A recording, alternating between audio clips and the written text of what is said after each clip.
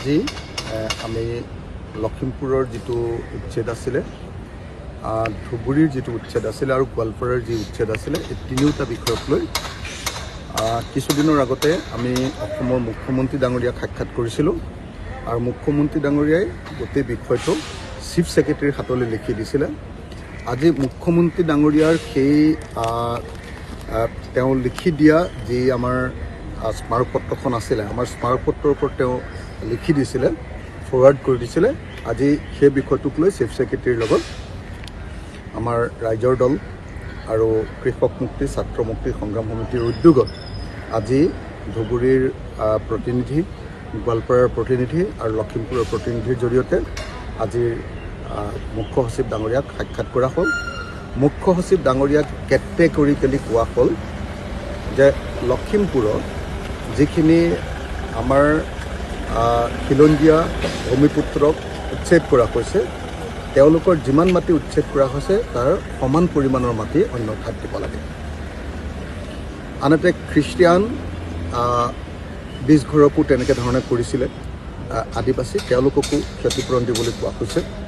ঠিক তেনেকৈ আন মুছলমান যিসকল লোক আছিলে তেওঁলোককো, আটাইবিলাককে আমি যাতে অতি সোনকালে তেওঁলোকক এটা বিকল্প ঠাইত মাটি দি তেওঁলোকে যাতে ঘৰ বনাই থাকিব পাৰে, ঘৰ বনাবৰ কাৰণে এটা গভৰ্ণমেণ্টৰ পিনৰ পৰা ওৱান টাইম ফাইনেন্সিয়েল এছিষ্টেঞ্চ দিবৰ কাৰণে আমি দাবী কৰিছোঁ। দ্বিতীয়তে গোৱালপাৰাৰ ক্ষেত্ৰত আমাৰ ইতিমধ্যে পাইকান নামৰ অঞ্চলটোত উচ্ছেদ কৰিছে, য'ত এজন মানুহক গুলীয়াই হত্যা কৰা হৈছে আৰু আপোনাৰ এখন বিলত কি বুলি কয় হাছিলা বিলত উচ্ছেদ কৰা হৈছিলে।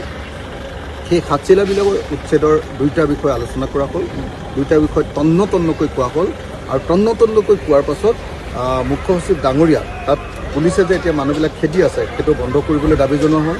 মুখ্য সচিবে লগে লগে সেইটোক ৰেছপন্স কৰিছে। দ্বিতীয়তে আমি কৈছোঁ যে অসমৰ মুখ্যমন্ত্ৰীয়ে কৈ আছিলে যে হাছিলা বিলৰ মানুহ আৰু পাইকানৰ মানুহ, সেই মানুহখিনিক নতুন এটা ঠাই কি কয় এইটো ৰাক্ষসিনী পাহাৰত সংস্থাপিত কৰিব বুলি কৈছিলে। তেওঁলোকক অতি সোনকালে সংস্থাপিত কৰিবৰ কাৰণে আমি দাবী উত্থাপন কৰিলোঁ আৰু এই বিষয়টোক লৈ মুখ্য সচিবে গুৰুত্ব দি গোটেই বিষয়টো আলোচনা কৰিছে। তৃতীয়তে আপোনাৰ ধুবুৰীৰ আমি চাপৰ অঞ্চলত যিটো উচ্ছেদ হৈছিলে, সেই উচ্ছেদৰ তিনিটা ধৰণৰ মাটি আছিলে। এটা হ'ল ম্যাদী পট্টাৰ মাটি। ম্যাদী পট্টাৰ মাটিত আমি যথোপযুক্ত 2013 চনৰ ভূমি ক্ষতিপূৰণ আইন অনুসৰি ক্ষতিপূৰণ দিবলৈ দাবী